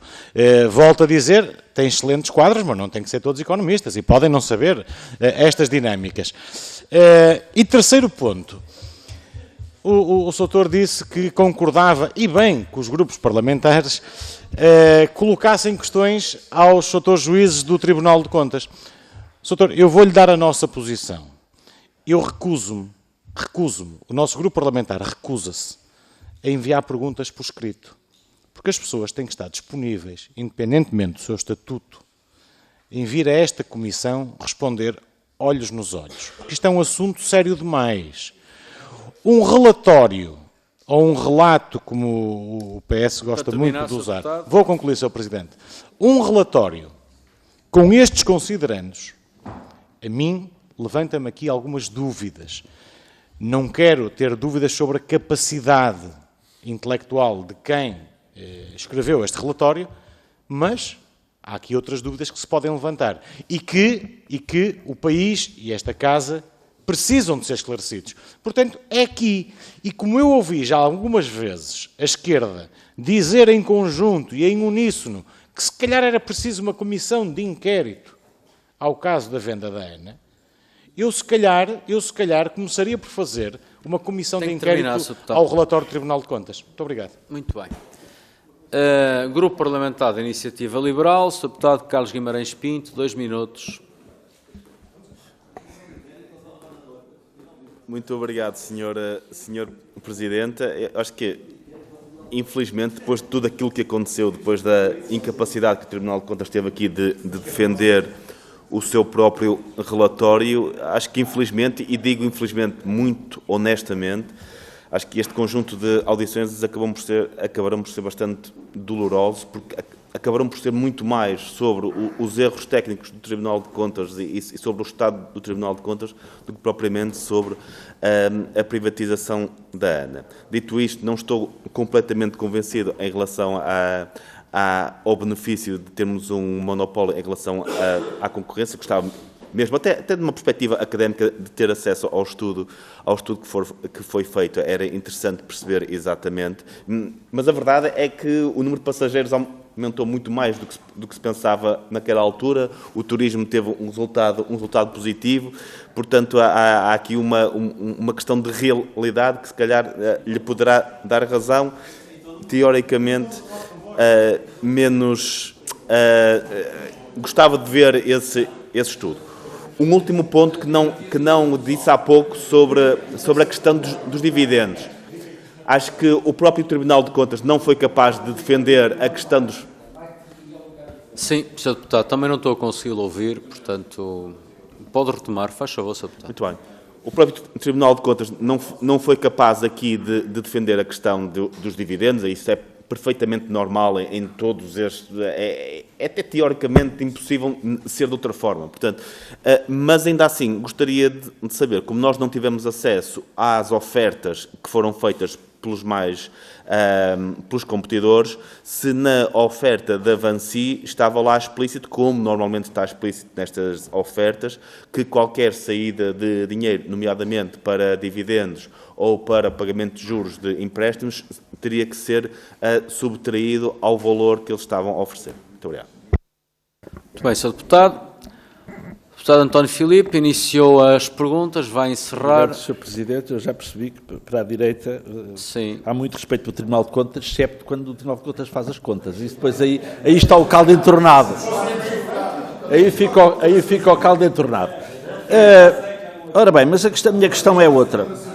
Sr. Dr. Sérgio Monteiro, a administração da ANA foi nomeada em 10 de agosto de 2012, ou seja, a administração da ANA, pública, que iria conduzir o processo de privatização, é nomeada em 10 de agosto.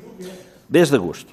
Ora bem, em novembro, essa administração da ANA arrasou a proposta da Vinci, dizendo, inclusive, que ela é irrealista e irrealizável. Aqui nem foi o Tribunal de Contas, foi a administração da ANA pública, era irrealista e irrealizável. Ora bem, Acontece que em novembro, 15 dias depois de ter saído esse parecer da administração da ANA, a Vinci dá uma conferência de imprensa e anunciou que tencionava contratar, quando tomasse conta da empresa, contratar essa mesma administração. Ou seja, a administração pública seria contratada pela Vinci. Ora bem, eu creio que num país minimamente decente, essa administração ou teria, desde logo, o dever de recusar tal nomeação, e se não o fizesse, num país decente, o Governo deveria demitir essa administração, porque claramente haveria aqui um manifesto conflito de interesses se essa proposta publicamente feita pela Vinci não fosse recusada. O que aconteceu foi o contrário. O que aconteceu foi que a Vinci depois cumpriu essa promessa, esses administradores transitaram da ANA pública para a ANA privada, mas, entretanto, mudaram completamente de posição em relação à proposta da Vinci.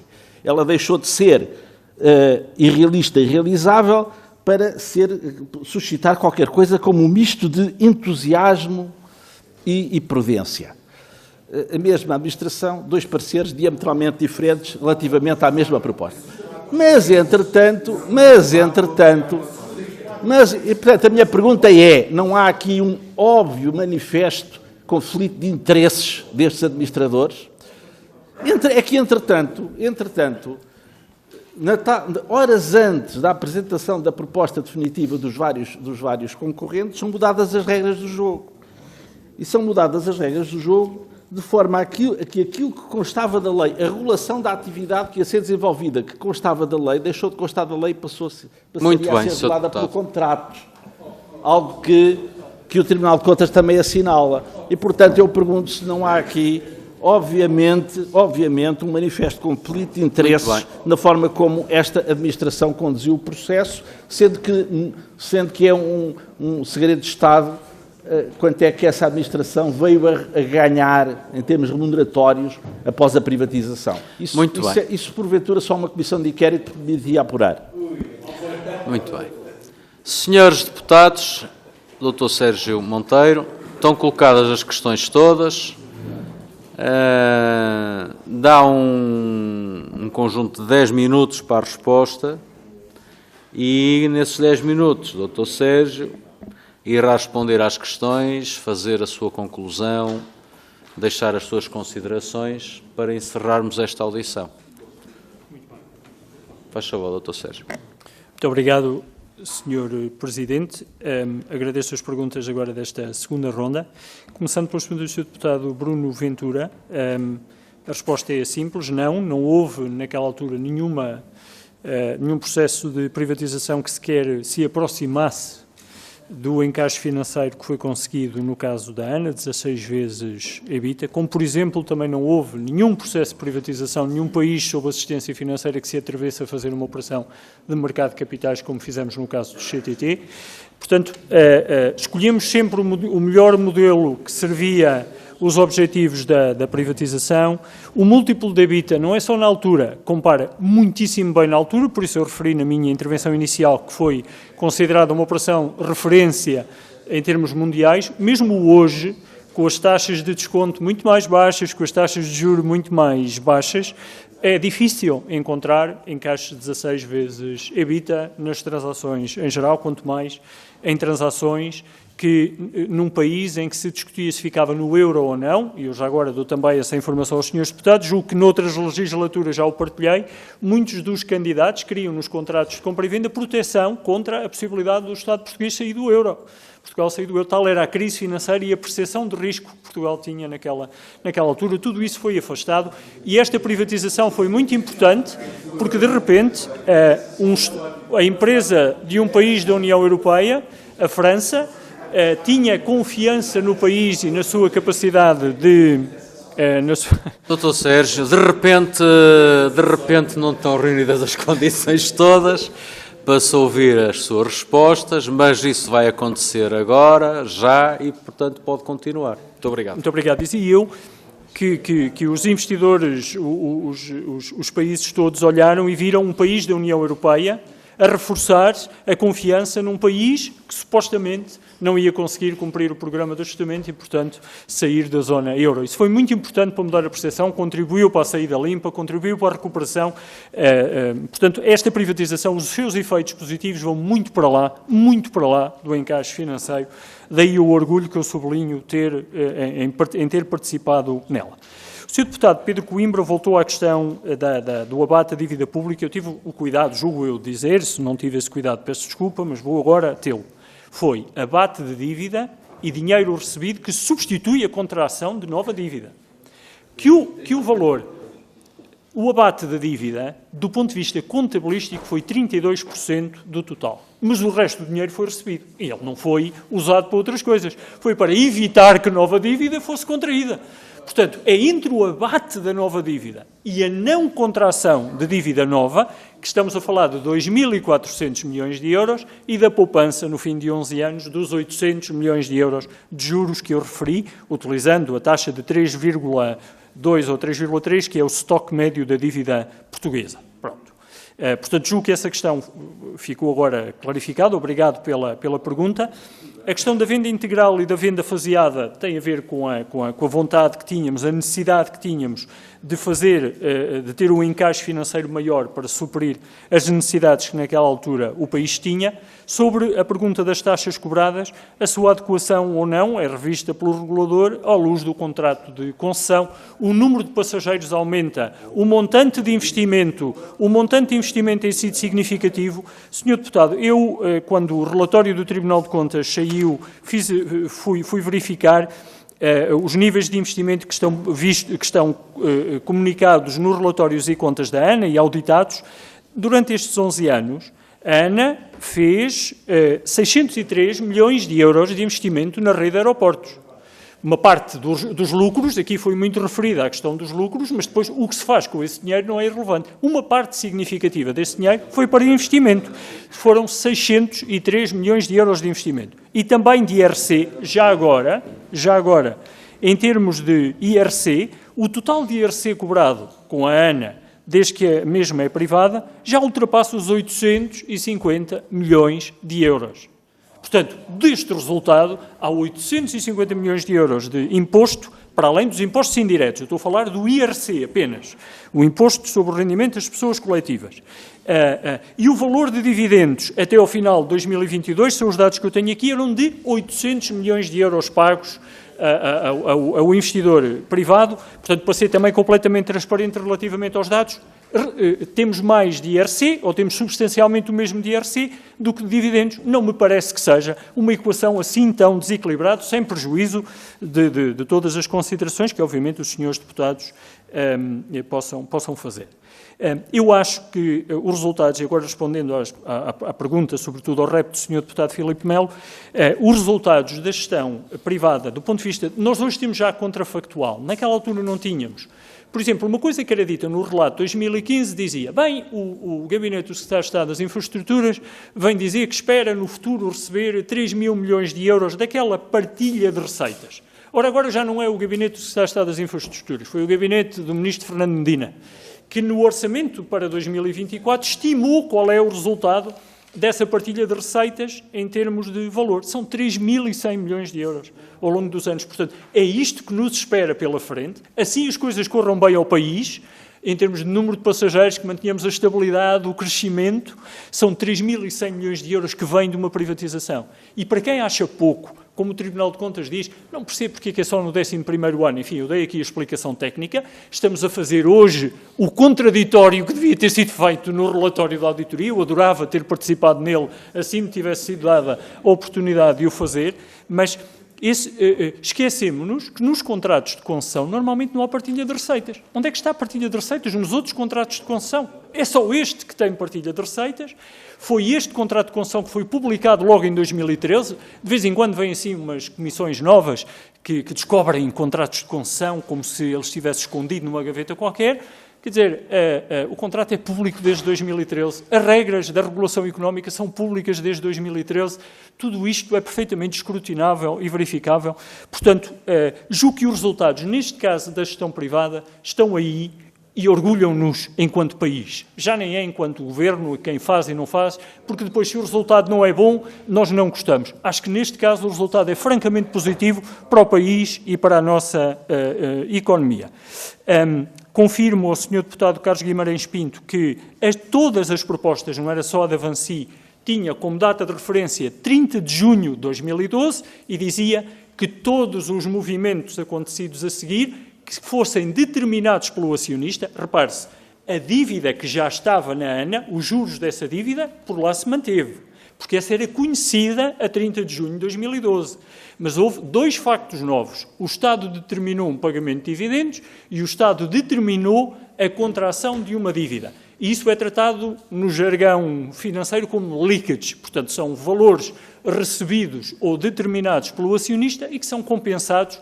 Isso fazia parte, repito, não só na proposta da Vansi, como na proposta de todos os concorrentes, porque todos tiveram acesso à mesma informação. Por fim, com o Sr. Deputado António Filipe, sobre o Conselho de Administração da ANA, eu gostava enfim, aqui investir os meus últimos minutos para falar sobre isto. Porquê é que nós entendemos nomear uma nova administração da ANA a 10 de agosto? Porque a administração anterior da ANA queria ela própria impor o seu modelo de privatização ao acionista, à parte pública. Era uma privatização que tinha, sobretudo, como objetivo o desenvolvimento imediato de uma nova infraestrutura aeroportuária, numa altura em que o país dela não necessitava, em detrimento do encaixe financeiro, porque queria que parte do capital que fosse vendido servisse para financiar a nova infraestrutura. Nós já tivemos muita realidade depois de 2012. Espanta-me, aliás, que não se questionem Posso continuar? Espanta-me, por exemplo, que não se pergunte porque é que não se aproveitou o tempo da pandemia, em que não havia gente nos aeroportos, em que já se sabia que o número de passageiros que estava previsto no contrato de concessão tinha sido atingido e a ANA já tinha comunicado que havia necessidade de construir uma nova infraestrutura. Porquê é que não se aproveitou esse tempo para se trabalhar na nova infraestrutura, fosse ela qual fosse? Eu já nem quero entrar aqui no debate da localização, porque já passaram muitos anos e talvez já não seja oportuno eu participar nesse debate. Mas, qualquer que fosse, porquê é que nós não aproveitamos aqueles anos? Os governos até eram naquela altura suportados pelo Partido Comunista. Porquê que não instaram o governo a lançar essa discussão? Eu acho que teria sido útil, se me permite a reflexão uns anos depois. Mas, portanto, o Conselho de Administração da ANA, que estava na altura em vigor, à revelia das orientações dadas quer pela tutela política, quer pelo acionista, entendia que o modelo adequado era esse. Imediatamente um novo aeroporto que não era necessário, naquela altura, imediatamente sacrificar o encaixe financeiro no momento em que o país não tinha dinheiro para suprir os seus compromissos. Tinha necessidade de nós nomearmos uma nova administração. É verdade que a Vansi, enquanto acionista da ANA, manteve a mesma administração. Eu diria o seguinte: esta administração contribuiu de forma decisiva para que a Vansi pagasse mais 600 milhões de euros, porque fez apresentações sobre o modelo de desenvolvimento dos aeroportos nacionais e sobre o risco do país a todos os concorrentes, entenda-se. Não foi só a Vansi. Portanto, se como prémio de pagar mais 600 milhões de euros, a Vansi contratou a mesma administração, olhe, Sr. Deputado, acho um prémio estranho, acho que é um louvor à competência daquela administração, um louvor à competência.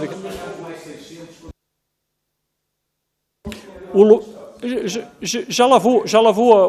Eu julgo que não há conflito de interesse nenhum quando o primeiro, e portanto, indo direto à questão, eu queria indiretamente responder, mas se quiser eu respondo diretamente. Se pagou mais 600 e quase 40 milhões de euros que o segundo, não há nenhum conflito de interesse, só havia conflito de interesse. Se de facto ele apoiasse o segundo melhor ou o terceiro melhor, dizendo, bom, eu tenho aqui um acordo qualquer relativamente a ser contratado por esta gente, portanto, acho que não, acho que a diferença de valor contraria completamente qualquer teoria relativamente ao conflito de interesses. Última nota da mudança de regras do jogo, no final do jogo, e termino, Sr. Presidente. A mudança de regras não existiu porque a todos os concorrentes foi dada... Senhores deputados, estamos a... Sr. Deputado Gonçalo Lage, Sr. Deputado António Filipe, estamos a terminar esta audição. Vamos fazê-lo com propriedade e com condições. Faz favor, Dr. Sérgio. Muito obrigado.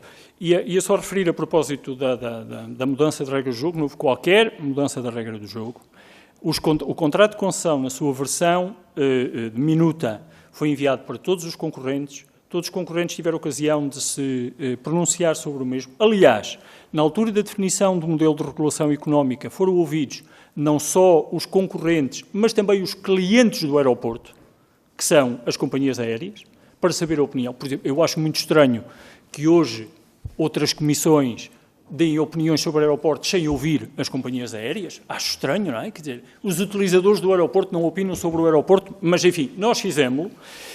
E, portanto, consultámos os concorrentes também relativamente ao contrato de concessão. Foi dada igualdade, não houve qualquer mudança da regra do jogo no último dia. Não é a mudança da lei para o contrato, Sr. Deputado. Se o teor for o mesmo, não há qualquer mudança da regra do jogo. E para terminar com a tolerância que o Sr. Presidente já me dá, em 30 segundos, agradecer uma vez mais o convite para participar aqui. Como dizia o Sr. Deputado António Filipe e o Partido Comunista, permitiram o contraditório que não existiu ao relatório e espero, por próximas oportunidades, poder voltar à Comissão. Muito obrigado. Muito bem, Dr. Sérgio Monteiro, Dr. Carlos Lopes, nós terminamos a audição. Obrigado nós pela vossa disponibilidade e pelo visível empenho na resposta às questões, independentemente das opiniões que cada um possa ter. Julgo que nos iremos encontrar em breve sobre um outro dossiê. Eu, quando fui buscar o Dr. Sérgio, vínhamos a conversar e eu comentava que, de facto, ser governante implica estar disponível no momento da governação, no momento atual e nos muitos momentos futuros, durante longos anos. E é isso que o Dr. Sérgio Monteiro cá fez com o Dr. Carlos Lopes. Respondeu às perguntas todas que foram colocadas, também é uma verdade. E, portanto, muito obrigado e muito bom dia. Senhores deputados, nós vamos continuar os nossos trabalhos, vamos fazer 5 minutos de intervalo e os senhores deputados, nesses 5 minutos, poderão confrontar essas opiniões todas que têm e depois recomeçaremos. Muito obrigado.